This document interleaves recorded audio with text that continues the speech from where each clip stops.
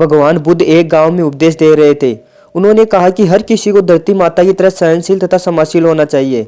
क्रोध ऐसी आग है जिसमें क्रोध करने वाला दूसरों को जलाएगा तथा खुद भी जल जाएगा। सभा में सभी शांति से बुद्ध की वाणी सुन रहे थे, लेकिन वहां स्वभाव से भी अति क्रोधी एक ऐसा व्यक्ति भी बैठा हुआ था जिसे ये सारी बातें बेतुकी लग रही थी। वह कुछ देर ये सब सुनता रहा, फिर अचानक ही आग बबूला होकर बोलने लगा, तुम पाखंडी हो, बड़ी बड़ी बातें करना यही तुम्हारा काम है। तुम लोगों को भ्रमित कर रहे हो। तुम्हारी ये बातें आज के समय में कोई मायने नहीं रखती। ऐसे कई कटु वचनों को सुनकर भी बुद्ध शांत रहे।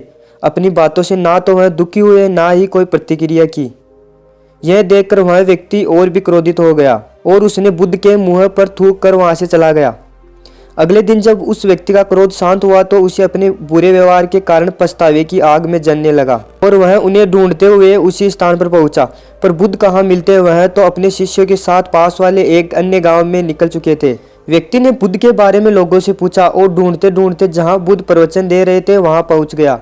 उन्हें देखते ही वह उनके चरणों में गिर पड़ा और बोला, मुझे क्षमा कीजिए प्रभु। बुद्ध ने पूछा, कौन हो भाई, तुम्हें क्या हुआ है, क्यों क्षमा मांग रहे हो? उसने कहा, क्या आप भूल गए?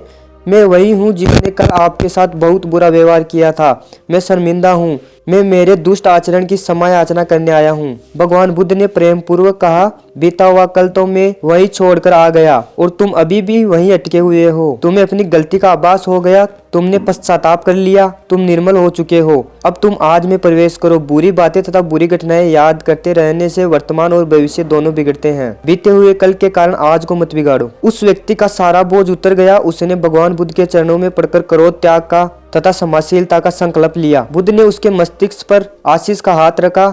उस दिन से उसमें परिवर्तन आ गया और उसके जीवन में सत्य, प्रेम व करुणा की धारा बहने लगी। दोस्तों, बहुत बार हम भूतकाल में की गई किसी गलती के बारे में सोचकर बार बार दुखी होते और खुद को कोसते हैं। हमें ऐसा कभी नहीं करना चाहिए। गलती का बोध हो जाने पर हमें उसे कभी ना दोहराने का संकल्प लेना चाहिए और एक नई ऊर्जा के साथ वर्तमान को सुदृढ़ बनाना चाहिए।